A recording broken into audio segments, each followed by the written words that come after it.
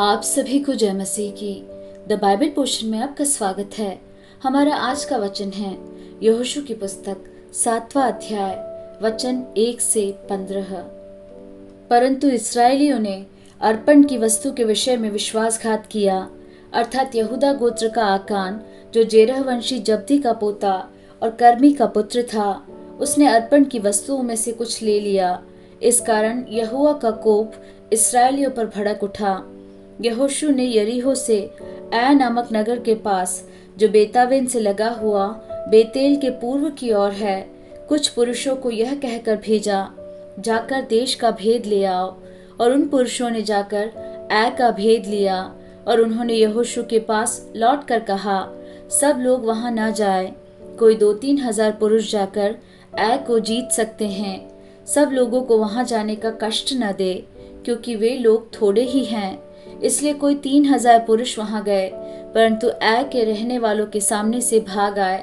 तब ऐ के रहने वालों ने उनमें से कोई 36 पुरुष मार डाले और अपने फाटक से शबारीम तक उनका पीछा करके उतराई में उनको मारते गए।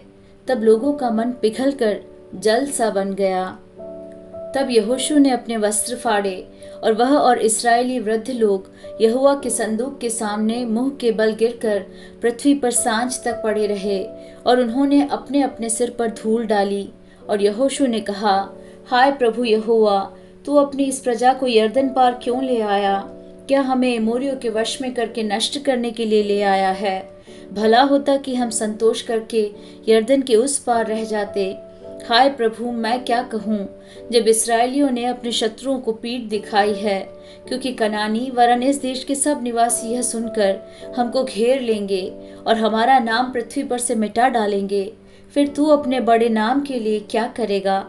यहोवा ने यहोशू से कहा, उठ खड़ा हो जा, तू क्यों इस भांति मुंह के बल पृथ्वी पर पड़ा है?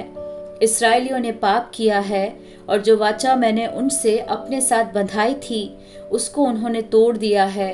उन्होंने अर्पण की वस्तुओं में से ले लिया, वरन चोरी भी की और छल करके उसको अपने सामान में रख लिया है। इस कारण इस्राएली अपने शत्रुओं के सामने खड़े नहीं रह सकते।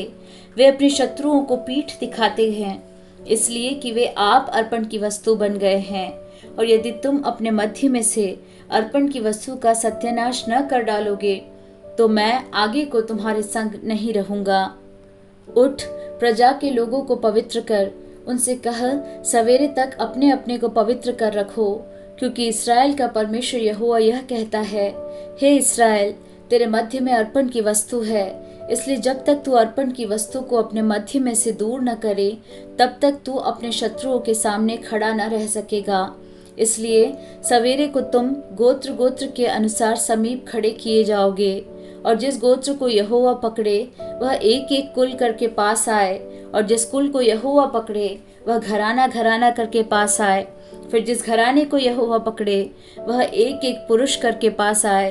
तब जो पुरुष अर्पण की वस्तु रखे हुए पकड़ा जाएगा, वह और जो कुछ उसका हो सब आग में डालकर जला दिया जाएगा, क्योंकि उसने यहोवा की वाचा को तोड़ा है और इस्राएल में अनुचित कर्म किया है।